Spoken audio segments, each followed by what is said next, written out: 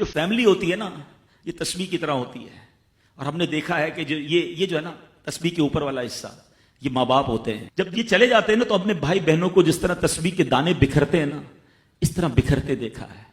जब तक माँ बाप हैं, पहले तो इनकी बरकतें लेना, और जब ये चले जाए ना, तो ये दाने बिखरने मत देना, जोड़ के रखना अपनी फैमिली को।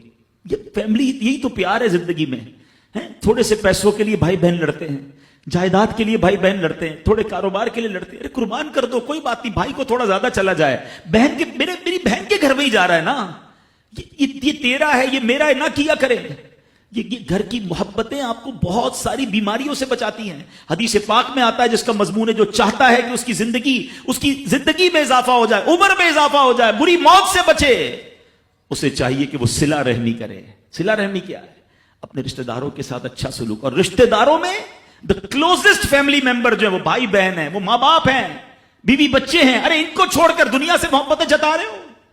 नहीं मेरे प्यारे इस्लामी भाइयों, तो अपनी बच्चियों के साथ और अपनी बहनों के साथ बिलखुसूस अच्छा सलूक करना। खुश नसीब है वो भाई जो बहनों का मान है, खुश नसीब है वो जो वालिद जो अपनी बच्चियों के साथ अच्छा बर्ताव करता है। बहनों की दुआएं भाई को बहुत ऊपर ले जाती हैं। खुश नसीब है वो भाई। अच्छा, हमारे एक और निजाम पता है क्या है, कि जब तक माँ बाप के साथ रह रहे हैं तो चले भाई बहनों में प्यार है।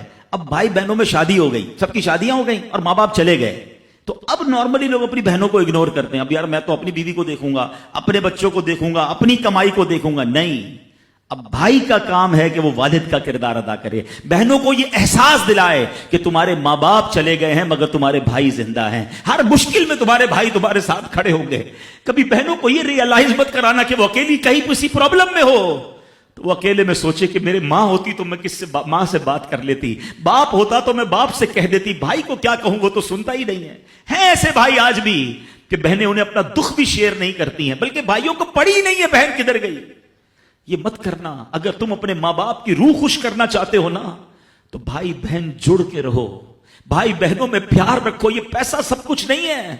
अरे जो कुछ मेरे पास है, अगर मेरा भाई बहनों पे खर्च हो जाए तो इससे अच्छी क्या चीज है।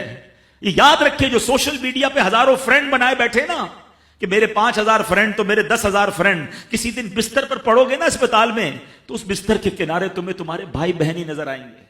वो सोशल मीडिया वाला तुम्हारा जो सारे दिन चैटिंग जिसके साथ व्हाट्सएप पे लगे हुए हो ना ग्रुप में, कोई नजर नहीं आएगा। जब तुम्हारे घर में कोई बच्चे का प्रॉब्लम होगा, रात आधी रात को अगर तुम्हारे घर कोई आके तुम्हें दिलासा देगा, तो तुम्हारे भाई बहन होंगे। बहनों को हकीर न समझना, ये उन लोगों के लिए भी दर्स है। इस्लाम जब नहीं आया था ना, तो बहनों के हुकूक नहीं थे, उनको कोई विरसे में हक नहीं देता था, बहनों की शादियां नहीं करवाते थे।